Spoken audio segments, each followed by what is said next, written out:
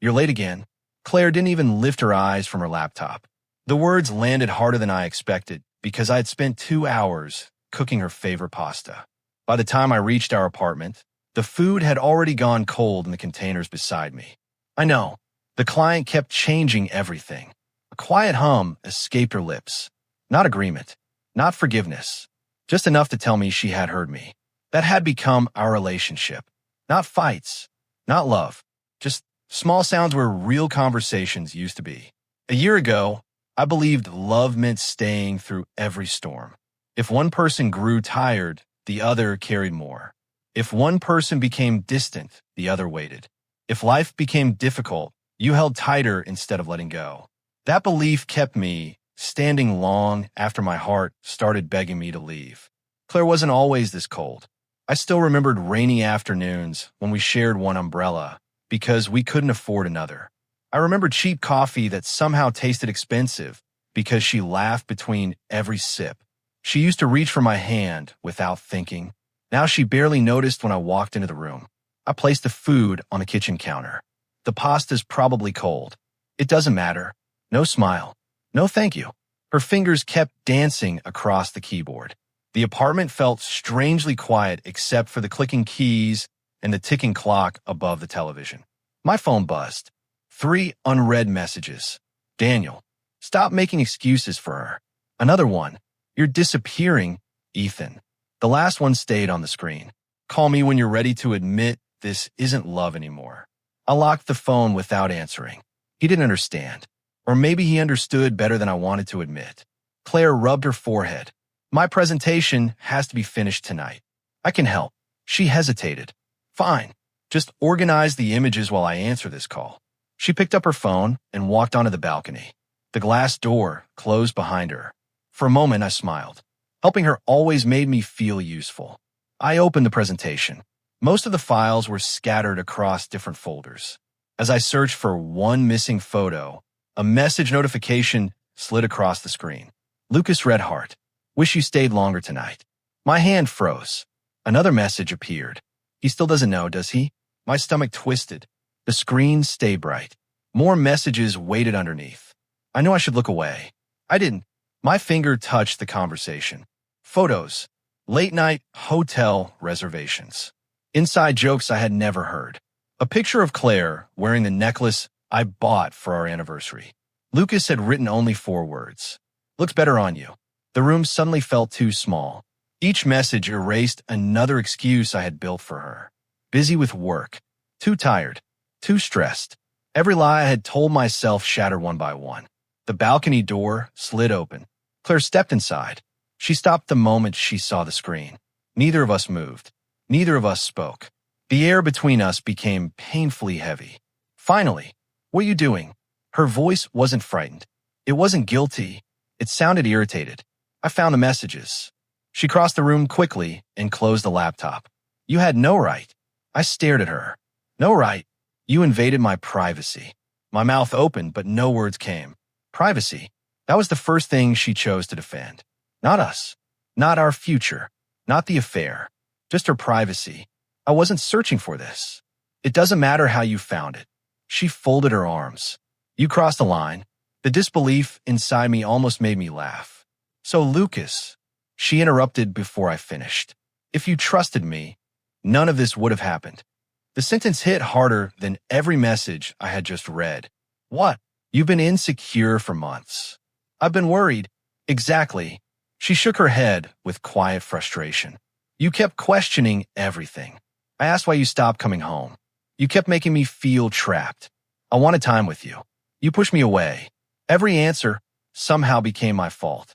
I searched her face for guilt, for shame, for something that looked like regret. Nothing. Only pride. Only distance. She walked toward the kitchen. The containers still sat on the counter. She touched one with her fingertips. It's cold. I know. You should have texted before buying food. I wanted to surprise you. Another tired sigh escaped her. Ethan. She leaned against the counter. If we're going to fix this, not fix us, fix this, then you owe me an apology. The words echoed through my mind. I waited for the rest. Maybe she would admit everything. Maybe she would break. Maybe she would tell me she was scared. Instead, you violated my trust. My heart slowed, not because I felt calm, because something inside me simply stopped fighting. I looked around the apartment. The dinner I made sat untouched. Steam had disappeared long ago. Near the television stood our framed photograph from our beach trip. It faced downward. I walked closer. Dust covered the back of the frame. When did this happen? Claire barely glanced over. What? Our picture. Oh, another shrug. It didn't match the shelves anymore. Didn't match. The word sounded almost funny. 3 years together reduced to decoration. My phone vibrated again. Daniel. I ignored it. There was nothing left to explain. Claire stepped closer. Well, I met her eyes. If you apologize now. She waited confidently. We can move forward. Move forward. As if betrayal were only another disagreement. As if my pain were an inconvenience. As if love meant accepting whatever she decided. The apartment became strangely peaceful. Not because the pain disappeared. Because I finally stopped arguing with reality. Every canceled dinner. Every ignored message. Every lonely night. Every promise she forgot. The story suddenly made sense. I had spent months trying to save someone who had already left. Claire watched my face, expecting another apology. Another compromise. Another version of the man who always chose peace over himself. Instead, my lips slowly curved upward. A small smile. Not joyful. Not cruel. Just certain. She frowned. Why are you smiling? I didn't answer. There was nothing left worth explaining. She thought I had finally accepted the blame. Only I knew the truth. That smile wasn't surrender. It was goodbye. The suitcase stood open on the bed. It wasn't very big.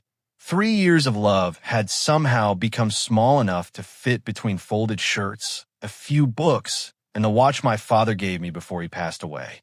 Claire leaned against the bedroom door with her arms crossed. So that's your plan? My hands kept moving through the closet. I'm leaving. She let out a short laugh, almost amused. No, you're trying to make me feel guilty. I folded another sweater without rushing. You'll calm down in a few days. Nothing in her voice sounded worried. She truly believed she knew how this story would end. You always come back. Those 4 words explained everything. She wasn't afraid of losing me. She was confident I would never choose myself. The closet looked strangely empty. Most of the shelves had held my things anyway. She picked up one of my old hoodies. You don't need to be dramatic. I'm packing. You want me to chase you? My zipper closed over the suitcase. No. That single answer finally erased the small smile from her face. She searched for anger, for another argument, for another chance to turn the blame around. Instead, all she found was a man too tired to fight. You'll regret this. Maybe, but staying had become a bigger regret. I lifted the suitcase from the bed. Its weight surprised me, not because of the clothes, because every step toward the front door felt like walking away from the future I'd spent years building. Claire followed me into the hallway. So that's it. I reached into my pocket and placed my apartment key on the small table beside the entrance. The metal touched the wood with a quiet click. You forgot your key. I didn't forget. She stared at it for several seconds. You really think this proves something? It proves I don't live here anymore. Her eyebrows pulled together. You're acting like I'm the only one who made mistakes. I almost answered. Then I remembered the messages. The hotel reservations. The way she demanded my apology. No explanation could compete with those memories. The front door opened. Cold evening air rushed inside. Ethan. I paused. If you leave now. She waited. Don't expect me to beg. A strange peace settled inside me. I never wanted you to beg. The door closed quietly behind me. Not a slam. Not a dramatic exit. Just the sound of one chapter ending. My phone rang before I reached the parking lot. Daniel. This time I answered. You finally left. You sound like you already knew. I've been waiting for this call for months. His voice stayed calm. No celebration. No victory. Only relief. You okay? I don't know. That's honest. I leaned against my car. What if I'm making the biggest mistake of my life? What if staying would have been the bigger one? His question stayed with me. You can't spend your whole life convincing someone to love you. I'm trying to stop. No. A brief pause. You're finally starting. The call ended a few minutes later. The road ahead looked unfamiliar. So did my future. That frightened me, but not as much as returning would have. 2 days later, I stood inside a tiny apartment across town. The kitchen barely fit one person. The living room could hold a sofa or a dining table. Not both. The walls were plain. The windows were smaller. Everything about the place felt ordinary. And somehow, it already felt more peaceful than the apartment I had just left. Another knock echoed through the room. Maya stepped inside, carrying 2 paper coffee cups. "I guessed you'd forget to eat." A smile almost appeared. "You're usually right." She handed me 1 cup before studying the stacks of unopened boxes. "So this is home now." "I guess it is." She walked toward the window. "It isn't much. It's enough." Her eyes stayed outside for a moment. "You know," she turned back. "People think surviving heartbreak means getting the other person back." I waited. It doesn't.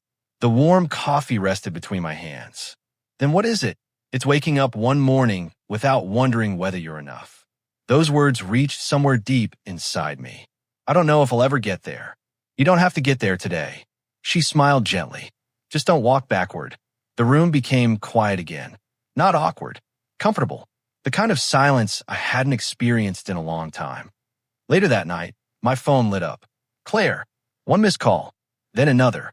A message appeared. "Are you done acting like this?" Another. "Come home." Not our home. Just home. As if nothing important had happened. As if she still expected me to unlock the same front door. My thumb rested above her name. Months ago, deleting her contact would have felt impossible. Now it felt necessary. 1 tap. Delete contact. The screen asked one final question. "Are you sure?" I pressed yes. Her name disappeared. Only her number remained. Soon even that wouldn't matter. I placed the phone face down. The room stayed quiet. No tears. No second thoughts. Only breathing. Slow and steady. Days became weeks. Work slowly filled the empty spaces inside my schedule. Without constant worry about Claire, I noticed ideas returning. Designs came easier. Clients noticed the difference. One afternoon, my manager stopped beside my desk. Whatever changed? He placed a new project folder beside my keyboard. "Keep doing it." I almost laughed. If only he knew my biggest improvement had started with leaving. Daniel invited me to dinner that weekend. Halfway through the meal, he leaned back in his chair. "Have you heard anything?" "Not really." "You don't sound curious." "I'm trying not to be." He nodded. "Good." A short pause settled between us. Then he reached into his pocket and tossed something across the table. My old apartment mailbox key. The landlord gave me this. I turned it over in my palm. 1 tiny piece of metal. A reminder that some doors deserved to stay closed. Life, however, had different plans. 3 nights later, my phone buzzed again. This time it wasn't Claire. It was Olivia, Claire's older sister. Her message was unusually short. "You should know she's with Lucas now." I read it twice. No surprise came. Only confirmation. She hadn't waited long. Maybe she hadn't been waiting at all. Another message arrived a minute later. "She thinks you'll eventually forgive everything because you always have." The screen went dark. I placed the phone on the table and walked toward the window. Cars passed beneath the streetlights. People laughed somewhere below. Life continued whether my heart was ready or not. For the first time in months, I realized I wasn't waiting for Claire to call anymore. I was waiting for myself to become stronger. Then another notification appeared. Not from Claire. Not from Olivia. From someone who worked at Claire's company. The message was only 1 sentence. "Lucas has been hiding money from the business accounts, and people are starting to notice." 6 months changed everything. Not in one dramatic moment. Not because life suddenly became easy. Healing came in small pieces that almost escaped notice. I stopped checking my phone every morning. Stopped wondering who Claire spent her evenings with. Stopped building imaginary conversations that would never happen.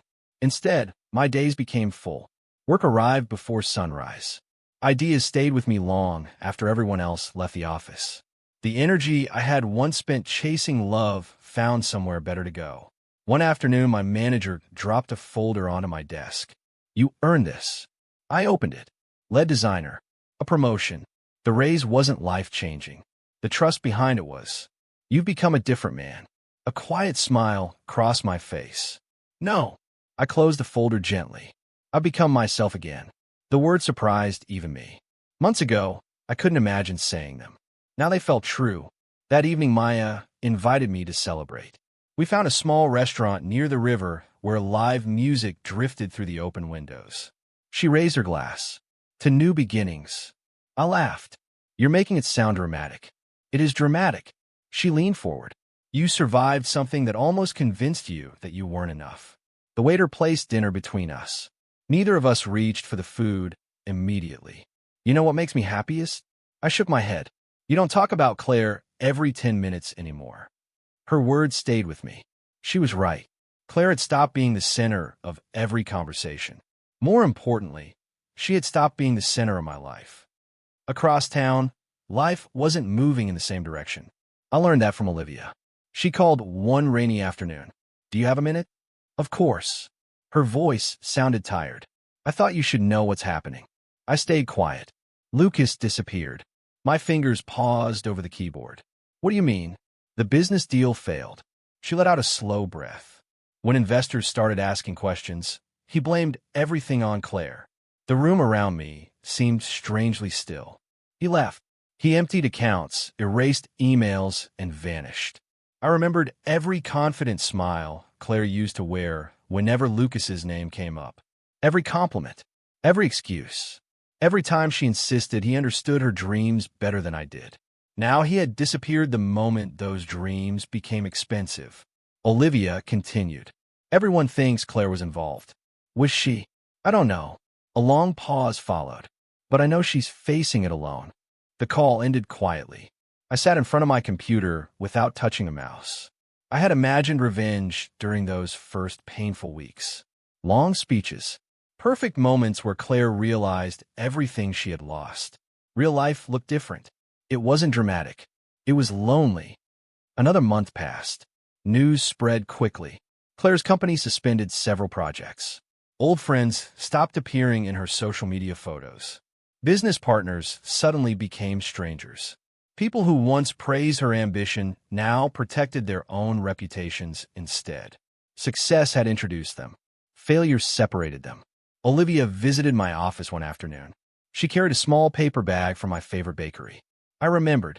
You didn't have to. I wanted to. We sat outside during lunch.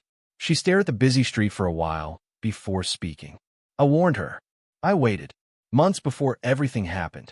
She rubbed the coffee cup between her hands. I told her she was chasing people who only loved what she could give them. A sad smile appeared. She thought I was jealous. What changed? Reality. Wind carried fallen leaves across the sidewalk. Olivia reached in her bag and pulled out an old photograph. It showed Claire and me during our first apartment move. Paint covered our faces. We looked exhausted. Happy. I found this at her place. The picture rested between us. She keeps looking at old photos. I didn't touch it. Every night, my eyes stayed on the image. The version of me inside that picture believed love could survive anything. He hadn't learned the cost of giving without receiving. Olivia carefully returned the photograph to the bag. She's reading your old messages too. That caught my attention. What messages? The ones you sent before work. Her voice softened. Don't forget breakfast. Another pause. Drive safely. She swallowed hard. I'm proud of you. Simple words. Messages I barely remembered writing. She never answered most of them. I know. Now she reads every single one. The coffee had grown cold. Neither of us noticed. That evening my phone vibrated. An unknown number. The first message appeared. Can we talk? I knew who it was immediately. Another followed. Please. Then another. I understand if you're angry. I didn't open them. The notification stayed on the lock screen. Unread. Days later, more arrived. I found the dinner receipt you kept in your wallet. Another. Why did you save it? Then, I didn't realize how much you loved me. The screen turned dark again. The messages remained unopened. Not because I wanted to punish her. Because every answer she wanted should have been discovered before betrayal. Not after. Daniel visited my apartment that weekend. He noticed my phone buzzing across the table. You aren't going to read those? No. You curious? Very. He nodded. But curiosity isn't the same as obligation. Exactly. The hardest lesson of my life wasn't learning how to leave. It was learning that I didn't owe endless chances to someone who never protected my heart. Daniel picked up one of the moving boxes I still hadn't unpacked. Still keeping old things? Some memories deserve a place. And others, they deserve a closed lid. He smiled. I like this version of you. So do I. The words came naturally, not proudly, simply honestly. Another week passed before Olivia called again. She's moving out. What happened? The apartment feels empty. I almost laughed at the strange answer. No. Her voice broke slightly. I mean emotionally. A slow breath reached the phone. She packed Lucas's things weeks ago. She kept waiting for him to come back. He never did. I pictured the apartment. The same walls. The same shelves. The same kitchen where my cold dinner had waited untouched. Now another person sat there alone. Not because life had become unfair. Because choices had consequences. Olivia spoke one last time before ending the call. She finally understands that attention isn't the same as love. Friday morning started like every other workday. Coffee, emails, a meeting with new clients. By lunchtime, I stepped outside the office to clean my head. The autumn air felt cool against my face. People hurried along the sidewalk, carrying briefcases and umbrellas. Then my steps stopped. Someone stood beside the building entrance. Claire. She looked thinner than I remembered. The confidence that once filled every movement had quietly disappeared. Her eyes carried sleepless nights. Both hands held a small velvet box. She opened it without speaking. Inside rested the engagement ring she once refused to wear. This time, she wasn't pushing it away. She was bringing it back to me. The velvet box stayed open between us. The engagement ring caught the afternoon sunlight, shining brighter than it ever had when I first offered it to Claire. Back then, she smiled, closed the box, and told me we should wait until our careers became more stable.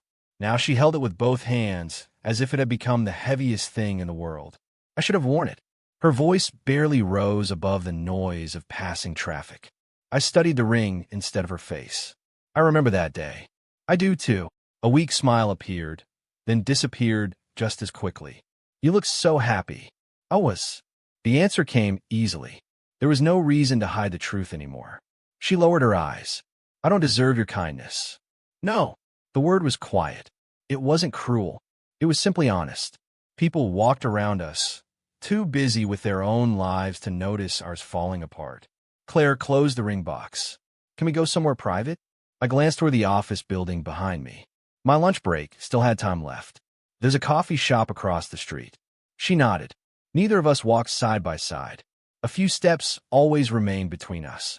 That distance felt much larger than the sidewalk. The coffee arrived untouched. Steam drifted into the air while neither of us reached for the cups.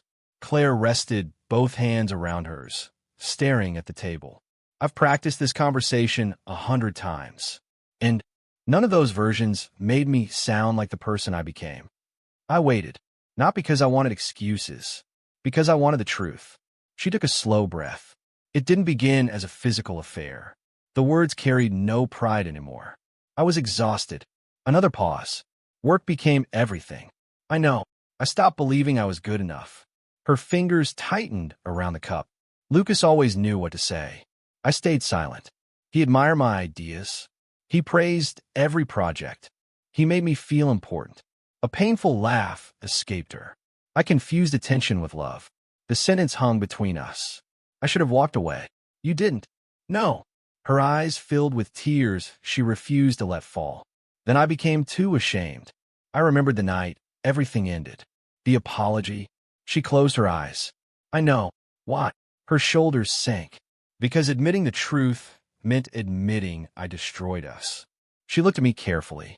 If I convinced myself that you caused everything, another painful breath, then I wouldn't have to face what I had done. There it was.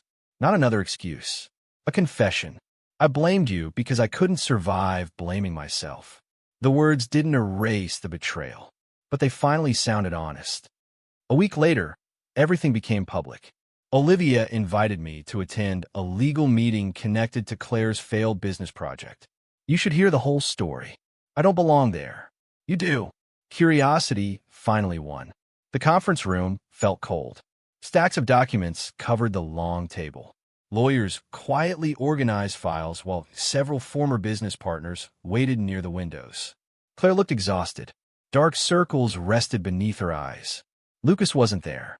He had disappeared months earlier. Olivia stood and handed several signed statements to the investigators. These emails were recovered. Every page revealed another lie. Hidden transfers, false reports, forged approvals. Lucas had used Claire's name to protect himself while secretly moving company money into accounts she never controlled. The room slowly changed. Expressions hardened. Whispers spread from one corner to another. One investigator adjusted his glasses. So Ms. Bennett wasn't responsible for these transactions. Olivia nodded. No. Relief briefly crossed Claire's face. Then another folder appeared. This timeline is also important. The room became quiet again. Olivia opened it. It includes personal messages, travel records, and witness statements. I already knew what came next. The affair. Not rumors. Facts. Dates. Photos. Everything. Nobody blamed me. Nobody questioned why I left. Nobody suggested I had pushed Claire into someone else's arms. The truth stood on its own. Painfully. Completely. Claire didn't interrupt. She didn't defend herself. She simply listened as every choice she had made became impossible to deny. By the time the meeting ended, everyone understood the difference between two separate truths. Lucas had manipulated her. Claire had betrayed me. Both things could exist at the same time. Neither canceled the other. Outside the building, autumn winds scattered leaves across the parking lot. Claire walked beside me for several steps before speaking. I wanted everyone to believe you were the reason. I know. It was easier. I know. She stopped walking. I'm tired of lying. So am I. The conversation felt strangely peaceful. Not because the past had disappeared, because neither of us was trying to rewrite it anymore. She reached into her purse and held out the velvet box again. This belongs to you. I accepted it. The metal felt colder than I remembered. I kept it all this time. I noticed. I couldn't wear it. I know. Her voice cracked. Not because I didn't love you. She pressed both hands against her face for a moment. Because every time I looked at it, I remembered the man I was betraying. That sentence carried more pain than any apology. I believed her. Too late. But I believed her. We found a quiet bench nearby. The city continued moving around us. Cars. People. Life. I've spent months wondering what I would say if this day ever came. She turned toward me. Will you forgive me? I didn't answer immediately. Instead, I watched two children laughing while chasing pigeons across the sidewalk. Such simple happiness. So honest. Finally, I spoke. Yes. Her eyes widened. You do. I forgive you. Hope quickly returned to her face. Then I gently shook my head. But forgiveness doesn't rebuild trust. The hope faded again. It doesn't erase choices. She looked down at her hands. I know. I forgive you because I don't want to carry this anger anymore. The breeze lifted a few loose strands of her hair. But I'm not coming back. Her lips trembled. I've changed. So have I. The difference was painful. I had changed by surviving. She had changed by losing. I don't need revenge. I held the ring box one last time before placing it in my coat pocket. I don't need to prove you were wrong. A faint smile crossed my face. The truth already did that. She nodded slowly. Tears finally escaped despite every attempt to hold them back. There was no dramatic scene. No shouting. No desperate promises. Only acceptance. Before leaving, she reached in her bag one final time. A framed photograph. The same picture from our beach trip. The one that had been turned face down beside my cold dinner months earlier. She removed the photo from the frame, folded it carefully, then placed the empty frame into a nearby trash bin. I kept pretending our story still existed. She handed me the picture. It doesn't belong on my wall anymore. I looked at the smiling couple frozen inside the photograph. Two people who believed love alone could save them. I quietly slipped the picture into my pocket, not to remember what I lost, to remember what I survived. Claire remained standing as I turned toward the sidewalk. Her voice stopped me one last time. Soft, careful, almost afraid of the answer. Is there anything left for us? Is there anything left for us? Claire's question stayed between us. The city kept moving. Cars rolled past. People crossed the street. Somewhere nearby, a busker played a slow song on an old guitar. Life refused to stop for broken hearts. I turned back toward her. She wasn't crying anymore. That somehow made the moment even heavier. She had reached the point where tears could no longer carry the weight of regret. There is. Hope quietly returned to her face. I let the words settle before finishing. There is respect. The hope faded. There is forgiveness. She nodded carefully. And there are memories I'll always keep. The breeze moved through the trees above us. But there isn't another chance. She closed her eyes. Not to hide from me. To accept what she already knew. I understand. Those two words sounded completely different from every conversation we had shared over the last year. No blame. No excuses. No attempt to make me responsible for her choices. Just acceptance. I reached into my coat pocket and held the old photograph she had given me. We were happy. We really were. We could have stayed that way. A small breath escaped her. I know. My fingers traced the edge of the picture. The hardest part isn't what Lucas did. She waited. It's knowing that the person I trusted most watched me, trying to save us, while choosing someone else. Her shoulders lowered. I remember every excuse I gave. I do too. I remember asking you to apologize. She covered her mouth for a moment. I still can't believe I did that. You were trying to protect yourself. I was running from the truth. The answer came without hesitation. I thought admitting my guilt would destroy me. She looked at me with tired eyes. It destroyed us instead. Neither of us had anything left to argue about. The truth had already won. She reached into her bag one final time. A folded letter rested in her hands. I wrote this weeks ago. You don't have to give it to me. I know. She stared at the envelope for a few seconds. Then she slowly tore it into small pieces. The paper drifted into the trash can beside the bench. No more speeches. A weak smile appeared. You deserve actions, not words. I nodded. Thank you. She looked surprised. For what? For finally telling the truth. The gratitude was real. Not because her honesty erased the pain. Because lies no longer stood between us. I wish I had done it sooner. So do I. A taxi stopped near the sidewalk. She stepped backward. I won't bother you again. I believe you. I hope your life becomes everything you wanted. I smiled gently. It already is. She looked at me for a long moment, not searching for another chance, just remembering the man she once believed would always wait. Then she turned and walked away. She never looked back. Neither did I. Months passed quietly. Winter gave way to spring. The small apartment slowly became home. Pictures filled the empty walls. Plants stood near the windows. Books covered shelves that had once been bare. Every little change reminded me that healing wasn't one big decision. It was hundreds of small ones. Work continued growing. New clients arrived through recommendations. The projects became larger. The pressure became greater. This time, though, success didn't cost me the people who mattered. Daniel visited often. One Saturday morning, he carried breakfast through my front door without knocking. You still forget to eat. I laughed. Some habits never change. He looked around the apartment. You've built a good life. I'm still building. The best part. He reached for his coffee. You aren't building it around someone else. That simple sentence meant more than he probably realized. For years, every dream I had included Claire. Now my future belonged to me. Maya stopped by the office later that week. She placed 2 movie tickets on my desk. You've been working too much. I have deadlines. You also have a life. She crossed her arms. I'm not taking no for an answer. I laughed again. It happened so naturally now that I barely noticed. Not because every painful memory had disappeared, because I no longer controlled every moment. While leaving the office, Maya glanced toward me. Can I ask something? Go ahead. Do you still think about her? I answered honestly. Sometimes. And I hope she's doing better. She studied my face. That's all. I smiled. That's enough. She returned the smile. I think you finally made peace with everything. I believe she was right.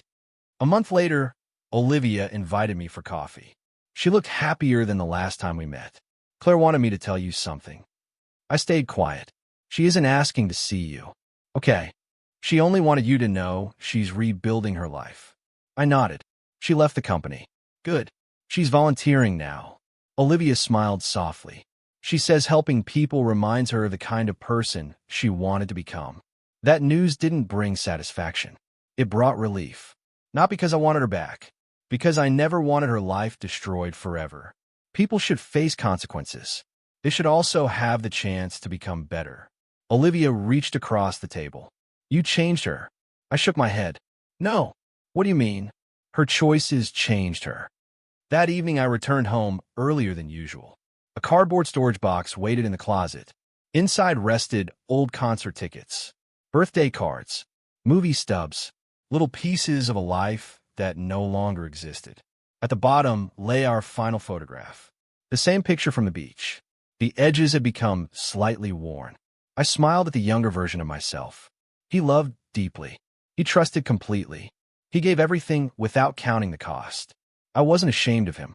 He simply hadn't learned yet.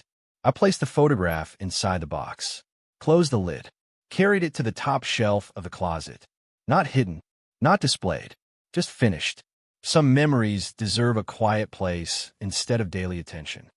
The next morning began before sunrise. I stepped onto my apartment balcony with a cup of coffee. The sky slowly changed from dark blue to gold. Light spread across the buildings one window at a time. The city looked new. So did I.